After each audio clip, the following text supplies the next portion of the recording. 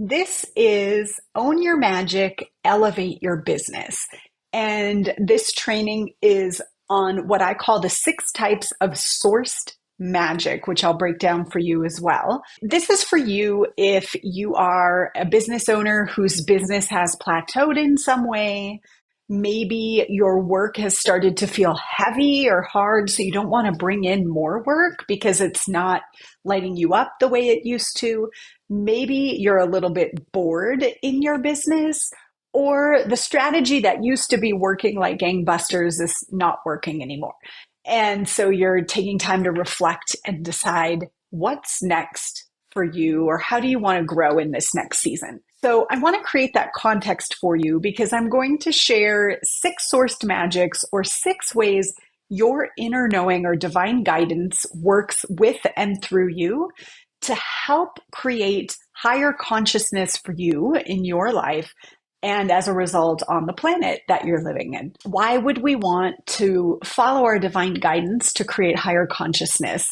The reason I work with clients who are entrepreneurs or business owners who have a lot of ability to create their life the way that they want is there's a freedom to follow what I call your magic, right? Or your sourced magic.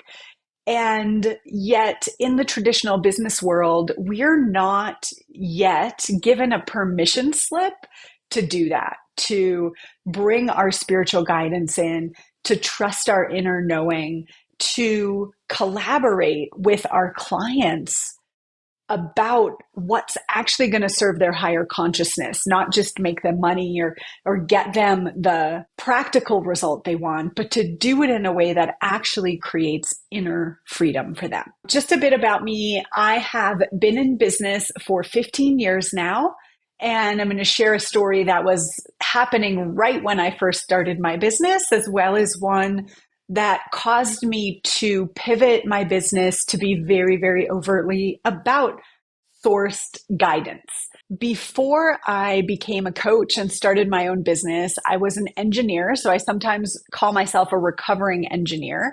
So I'm a very unlikely advocate for intuition or divine guidance because I very much was reliant on data and spreadsheets to help me make my decisions.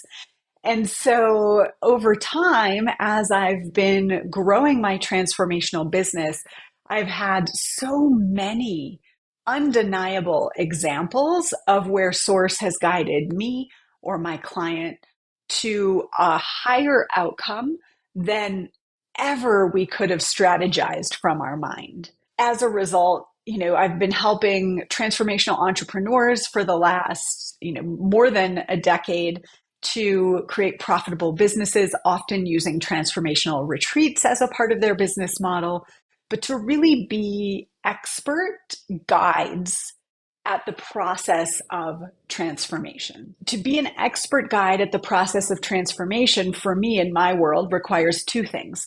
One is understanding what I call the anatomy of a transformation. I'm not going to teach about that today, but you can get that in my book, Shift the Field. But really understanding how transformation works in your own life and in your client's life, so you're able to hold the space, whether they are in a difficult moment of receiving a truth, or they're in the expansive joy of being in a new energy. So that's the first piece. And then the second piece is really understanding how your guidance works. I'd been in business for a dozen years when COVID hit. I was actually helping retreat leaders to fill and market and fill their profitable retreats at the time. And so my business totally stopped at the beginning of COVID. And my guidance had actually helped me know to start making my retreats virtual even before that happened. So there's really a perk to learning this. That said, I had been guiding retreat leaders for quite some time. And when COVID happened, one of the things I noticed as I had a group of clients who were transformational leaders in their own right that I was working with is I noticed how often they were coming to me and saying, I'm getting this, fill in the blank, intuitively, what do you think? Am I right? And it was happening so often that people knew, and they knew that they knew that they were being divinely guided about something, but they wanted my affirmation or my permission to say, yes, that's real. Yes, that's real. For me, I moved to Denver, Colorado early in my business, basically because I started seeing mountains and like in imagery on TV or on magazine or whatever. And I would see it and get this click of recognition that there was a message for me in these images of mountains. And so I picked up and I moved to Denver. And by the way, I'm back in Colorado today as I record this. So people would come to me and say, I'm feeling really pulled to create a podcast. What do you think? Or I saw this word 3 times in the last week. I think it's a message for me. What do you think? This is where this idea of the sourced magic was born. I started to look at with my own, what I call recognition magic. So we'll go ahead and write recognition up here since I've mentioned it. This is one of the types of magic. So with my own recognition magic, I started to look at, well, what are all the ways as these people are coming to me, telling me they're getting signs from the universe or they're getting guidance, what are all the ways that they are experiencing it? And, created my process of distilling this into basically a permission slip. So we're going to cover the 6 types of sourced magic today. I want you to consider it a permission slip to know what you know. Like you don't need anyone outside of you to say, yes, that's okay, that's valid, because you get to tell that to yourself. Now, often we don't know how to tell that to ourselves because we've got blind spots around our intuition. We have times in the past where it was invalidated and therefore we've cut it off. And that's perfectly normal. That's why we want to also do the work of transformation to open up access to that. And I'll talk about that a bit more at the end here. Now, I want to tell you about 2 types of people that this is most valuable for. Service-based entrepreneurs, yes. The first is a professional, maybe a licensed or trained professional in a service industry, which could be anywhere from doctor, lawyer, chiropractor, anywhere in healthcare, beauty, fitness, any kind of professional a marketing agency who is selling time, maybe selling advice or guidance, but is leaving their magic and sneaking it in the back door. Let's just use the example of a chiropractor client whose clients would come and they would get adjusted and they'd feel better and then they'd go home and never changing anything in their life. They'd come back and they'd feel worse, right? They'd get adjusted, they'd feel better, but this cycle of treating or putting a Band-Aid on instead of working with the root cause. When someone's magic, right, their knowing knows, okay, this person can get as many, adjustments or massages or whatever as they want, but if they don't change the thing in their life that's actually causing the energy that's creating this issue, they're not going to actually have permanent relief, right? So if you're someone like that, it could be in medical, it could be in education or law or something like that, where it's like repeat offenders who need transformation and your magic is screaming, wait, if they just shifted their energy around this, they wouldn't need me anymore, right? You're like a root cause kind of person. That's the first type of person I love to work with and that I've designed this work for. And the second type of person is someone who's already a coach, consultant, healer, like you're doing transformational work and maybe you're not being as bold as you could be with bringing forward how your intuition actually is present in the relationship with your client. A lot of people have had experiences early on where they had knowing about things and they were told that it was wrong or you can't know that or we don't say things like that, right? And so they shut that guidance down. So now here they are in the role where they could really use their intuitive guidance, but they're nervous. If either of those are you, you are in the right place. Okay, so I'm going to tell you two stories of my own experience, and then I'm going to break down the six types of magic. The first story, I mentioned I'm an unlikely advocate for intuition or divine guidance.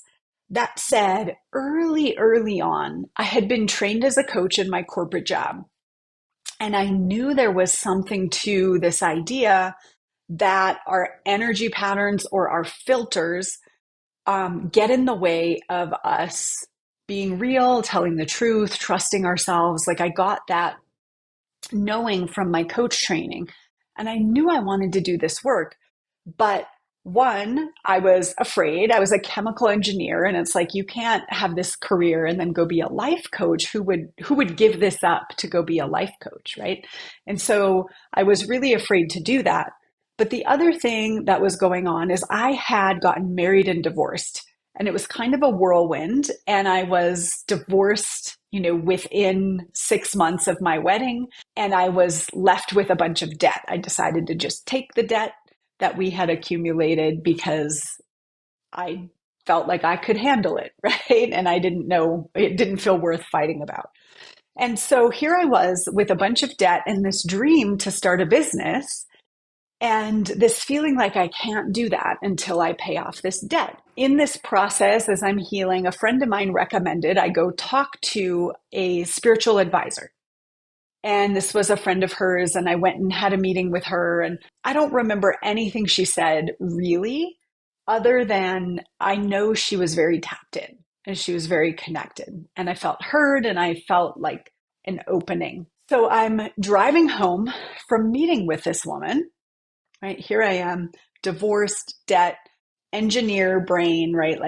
Like a certain mind frame. And I'm driving home, and as I'm driving, I'm thinking about my debt, right? And how this is the key to me being able to go do what I love in life, right? Because this woman was doing what she loved, and it was really inspiring.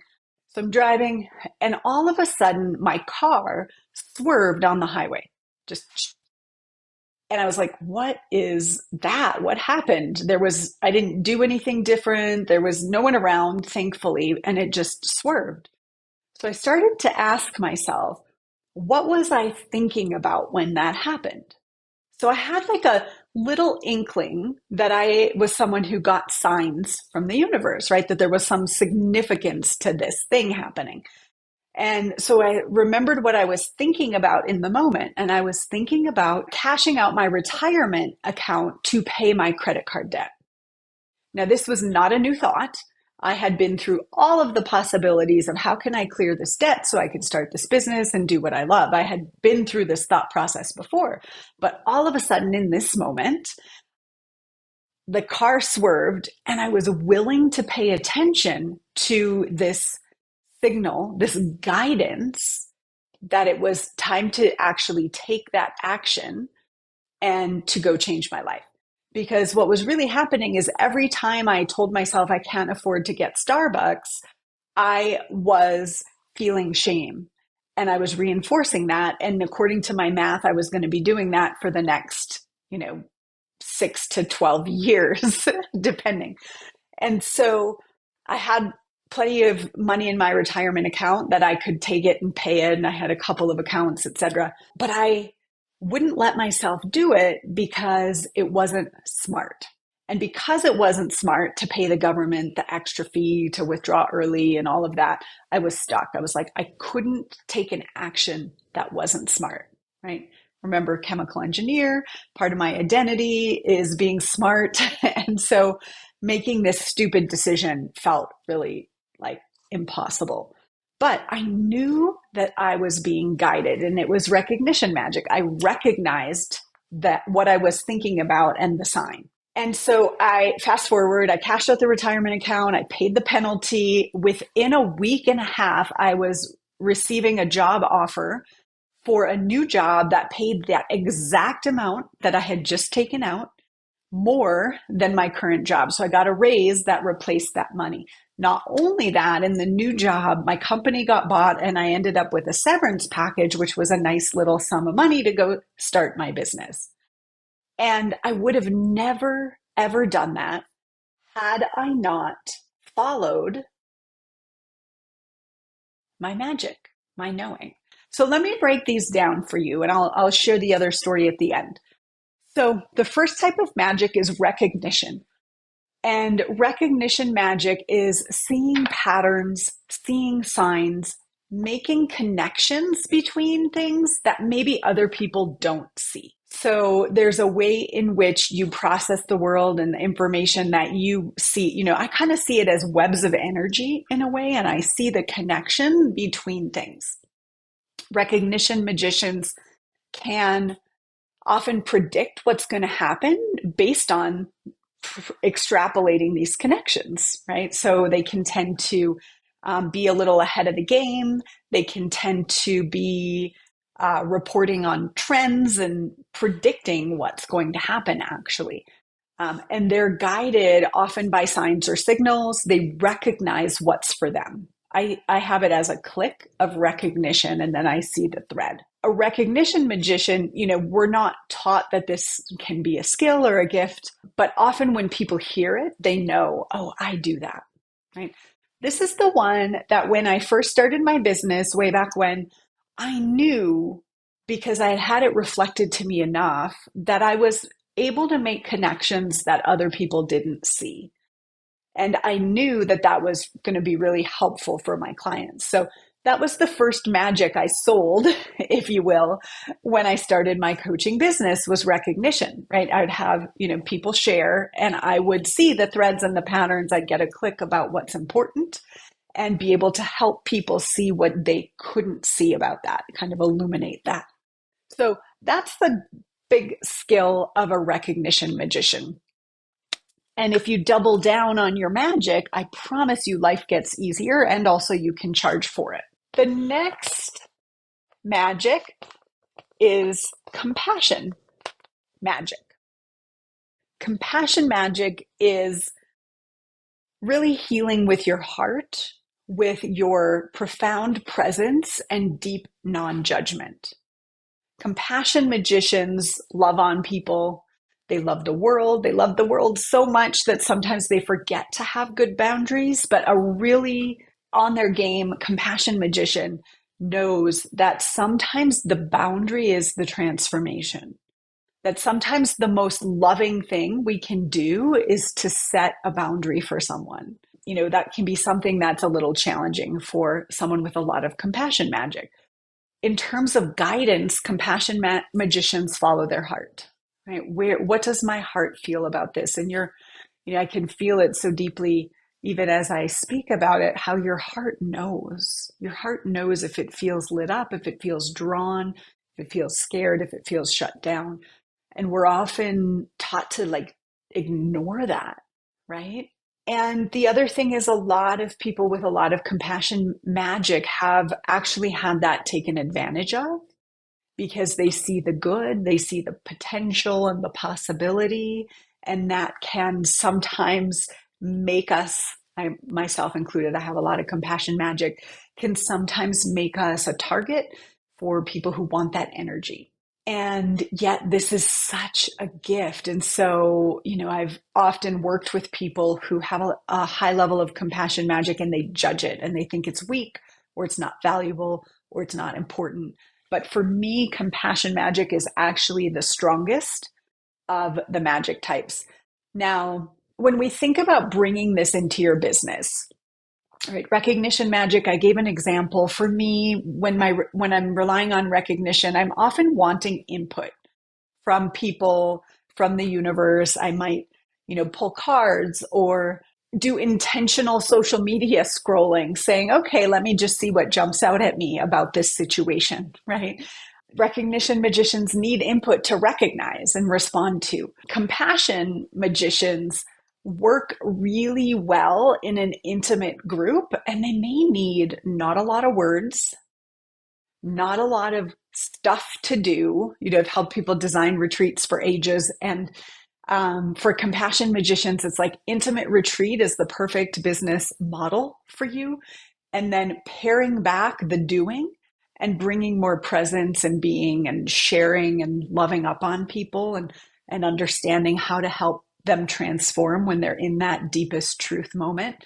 That's a profound skill of a compassion magician and something that needs to be deeply valued in this world, really, and to allow people to invest in and pay for that. And it's kind of weird, right? Like I remember I once saw David Letterman way back making fun of life coaching, and he said, "Didn't we used to call those people friends?"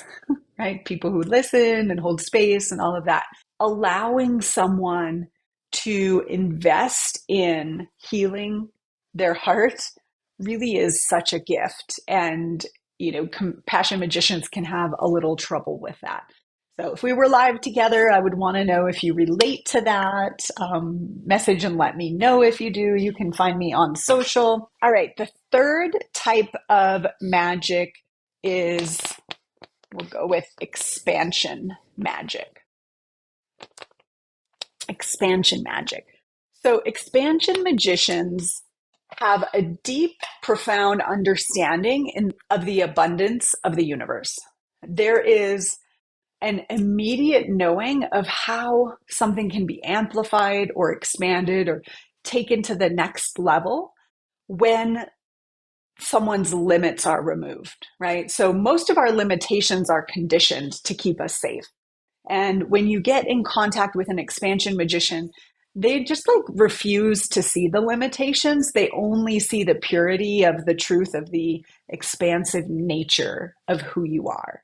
This is not my top one. I've paid a lot of money to learn this and to be more expansive in my own life.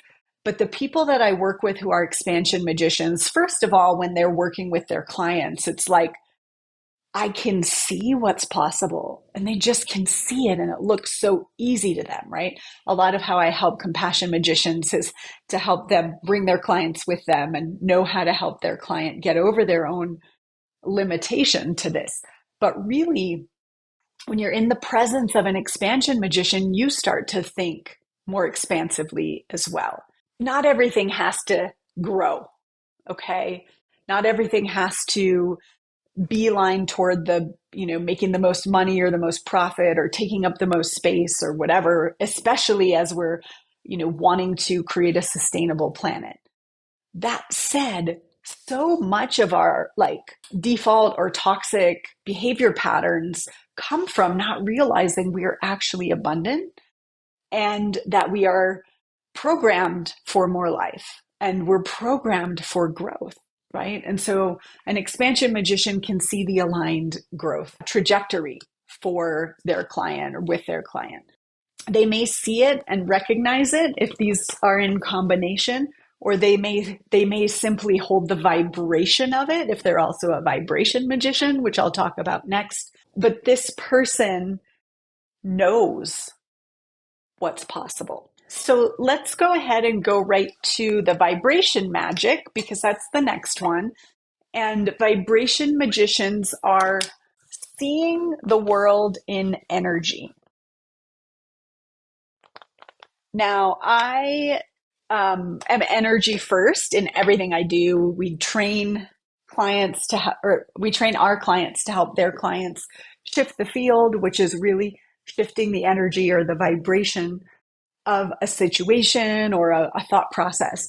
All of these really work with energy, but vibration magicians go straight there. They interpret the world energetically, automatically. It's like their first language is energy. Often, what I've found when working with people who are working with clients, we can feel, at least I'll take myself back. I used to really feel like I have to listen and track everything my client is saying.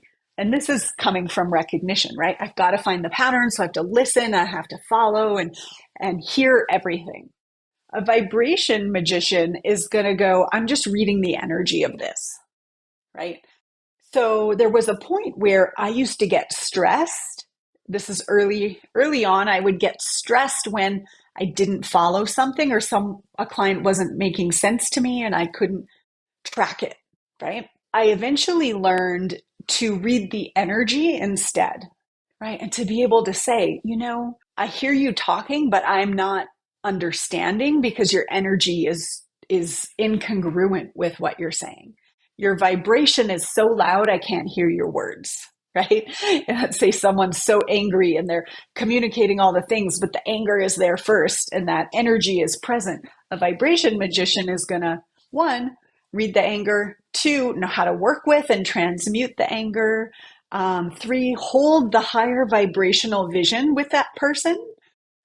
So like an expansion vibration, like I said, they see the possibility and they hold the energy of it. If we were in person, I'd ask you to raise your hand if you can think of someone like that, right? Where you're just in their energy space and your lower vibration thoughts fall away.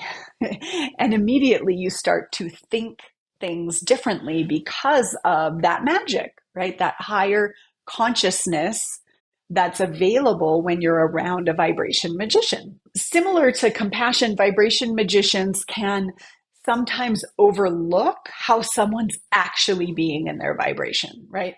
So they may have a tendency to see the higher expression of another person and ignore how they're actually showing up in this moment, right? Because they're seeing like, oh, I see the soul essence vibration of this other human. Never mind that their actual human behaviors are incongruent with that. So that's a watch out for a vibration magician. When you view the world through energy, right, coming back to why do we care about this, right? Your sourced magic.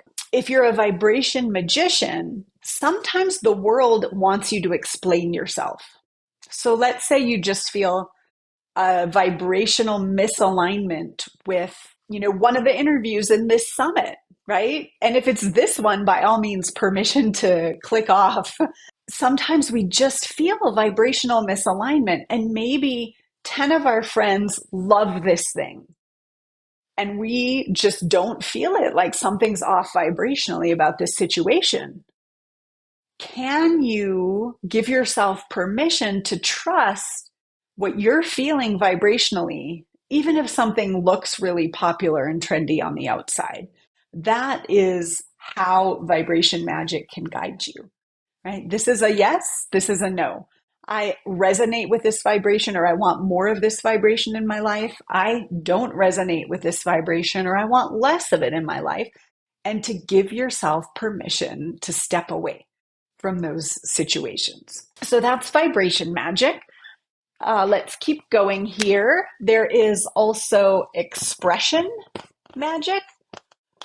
And expression magic is really expressing direct from source. You might think of this as channeling or words coming through that aren't being filtered through your conscious mind. And it could be words, it could be movement, it could be music, it could be art, any kind of expression that is not coming from your logical thinking brain, but it's coming through you from source.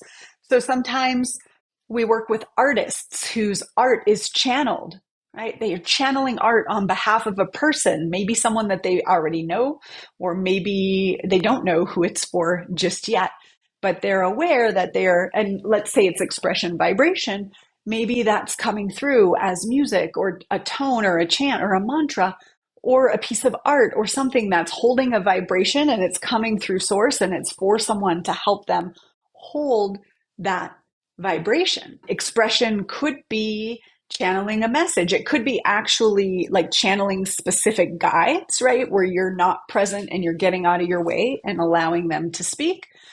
Or it could be simply trusting the thoughts that are coming into your mind as being correct to share with a particular audience or client, etc.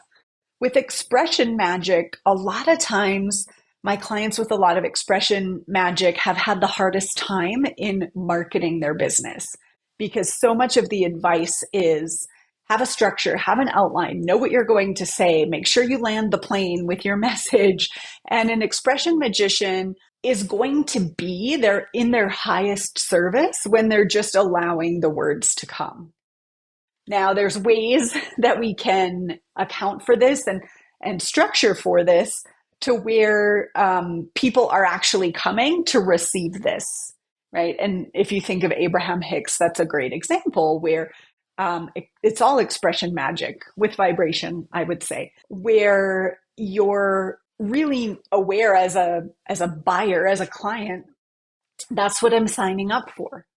That's what I'm signing up for. I'm not coming for a speech that you have well prepared and practiced and is going in a certain direction. I'm coming to hear what your guidance has to say or to feel what your guidance has to say. So that's expression.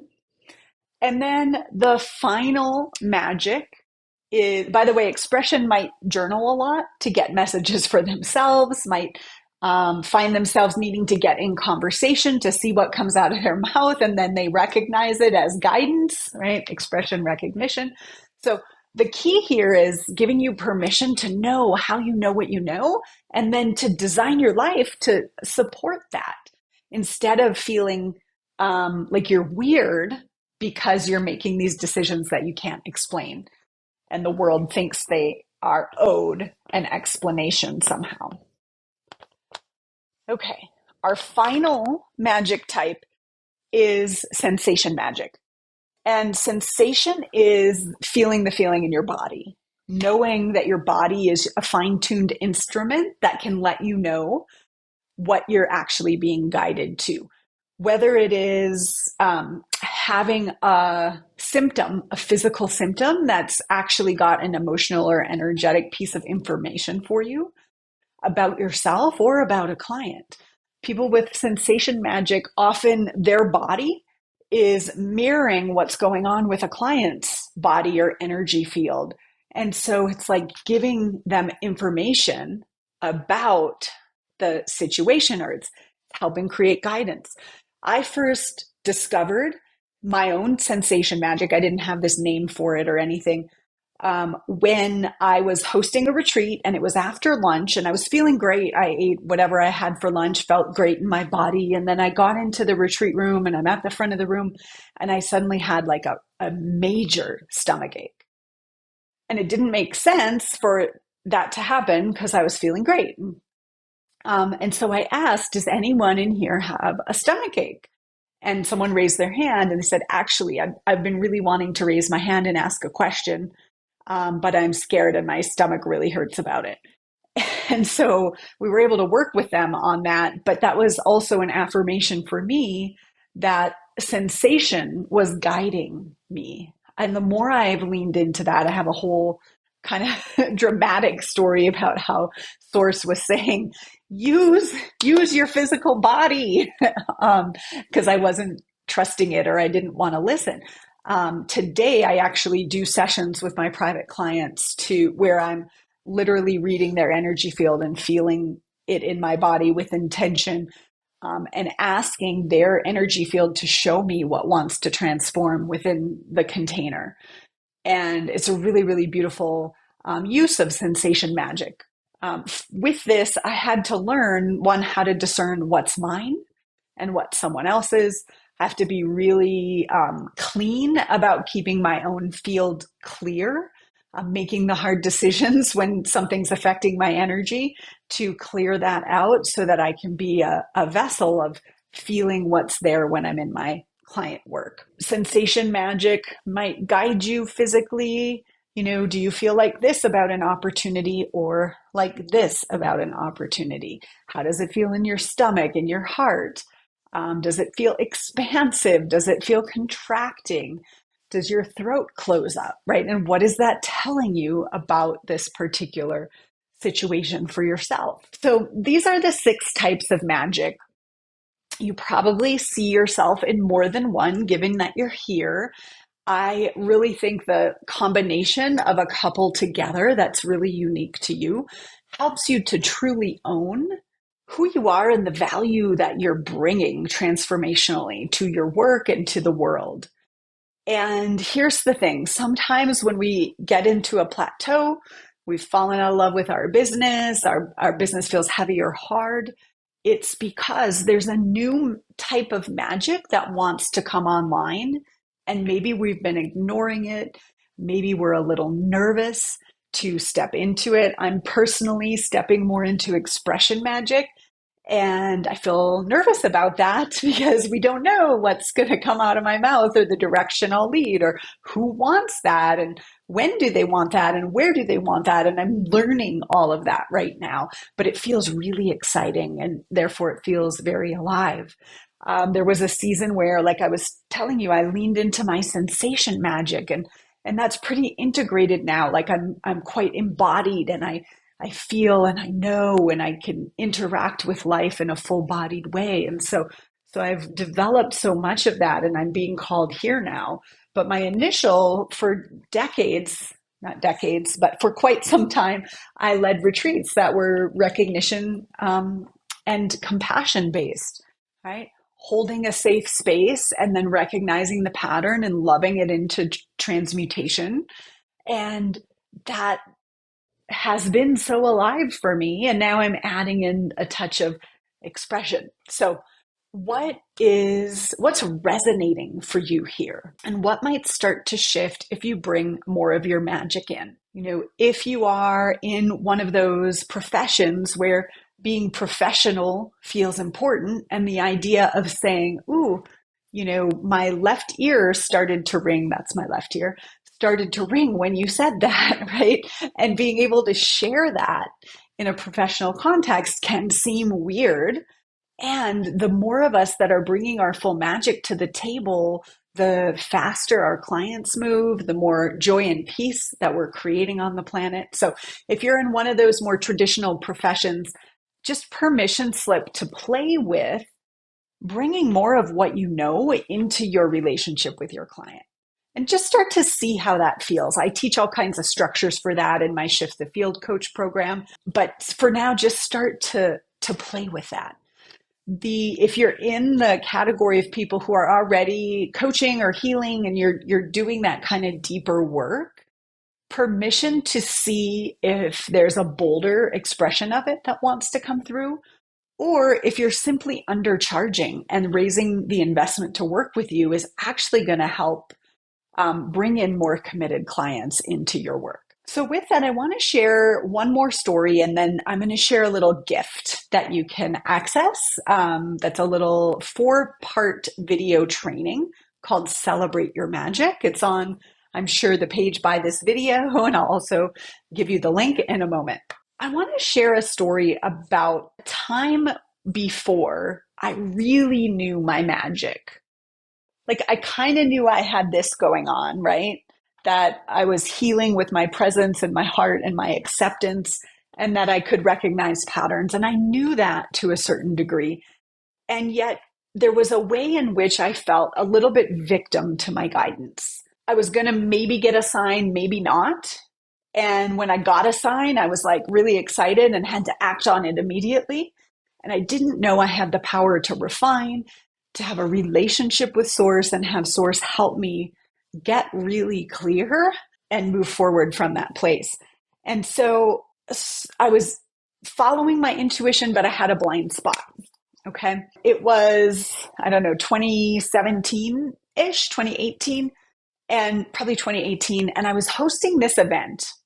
I had an event coming up. I got this intuitive hit to Google Liz Gilbert. And she just kept coming up. And so I went and Googled and I went on her website and I found out that she was going to be speaking at a retreat in the same city that I was hosting an event. And it was just like in the days after my event. And I thought, I should ask Liz Gilbert to come to my event, right? And so I did. I didn't know I could stop and ask Source, why are you telling me to Google Liz Gilbert? Is this significant? Does this mean anything? Right? And so I immediately got in touch with her agent and I hired her. I paid a lot of money for her to come and facilitate a segment of my event. And I thought this was going to make the event really easy to fill because who doesn't want to come do a workshop with Liz Gilbert? And I just full steam ahead, right? And then I got to where I was filling the event and it wasn't easier to fill. It was actually easier to sell myself than to just sell Liz Gilbert. And I found myself on the phone with a friend And while I was on the phone with her, I heard myself say this, and I couldn't believe I said it. I said, if it weren't for my stupid event, my life would be so easy right now. And I was like, what is that? What am I saying? And the truth was, outside of that event, everything I was doing was working and it was very easeful. I was helping people plan their profitable retreats. I had a Facebook ad funnel set up to fill my retreat. And each retreat would be filled with 16 new people coming to learn about retreats. And then they would go on to, have me and my team help them integrate. It was all working. And then there was this event. And on top of having this event that, events can be quite pricey, I added this extra expense of hiring Liz Gilbert on top of it. So now I have this big event that's very pricey and I'm wanting to fill it.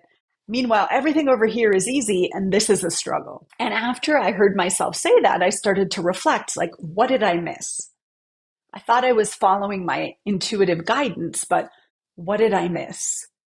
And what I had missed, what was in my blind spot, was the reason I did the event to begin with was I had a coach early in my business who used to say, if you're not hosting big events in this industry, you're nobody. And I didn't realize that I still had her voice in my head when I chose to do this event, because everything else was easy and flowing and profitable, right? And so, of course, over here, I went ahead and skipped over confirming with my intuition. I think I now can see 10 different reasons I Googled Liz Gilbert that had nothing to do with bringing her to my event. But that was how I overrode it because I wanted to be someone, right? You're no one if you're not hosting a big event. Well, how better to be someone than to have someone famous, right? At least spiritual development famous on your stage. And so I moved in that direction and it cost me. Now, what's amazing about this is as a result of that, I started to go within. I started to understand my own guidance very deeply to really know how to tell when I was receiving a sign and when it was, and to clarify what it meant and to feel in my body where there was expansion and contraction and what my body was actually telling me. And so as a result of that, I spoke about this earlier, my guidance actually told me to start making my retreats virtual before COVID happened. I didn't know why. I argued with myself about it because it didn't make sense, but I did it. And so March 2020, within my year-long program, I had a virtual retreat planned in March of 2020. So I didn't have to make that hard decision to change it, right? That's the value of trusting your magic. And the reason I shared that story is, one, it's the origin story of my, reinvention as sourced and bringing in the sourced magic, but also because I had someone else's voice in my blind spot, right? I call this the intuition blind spot.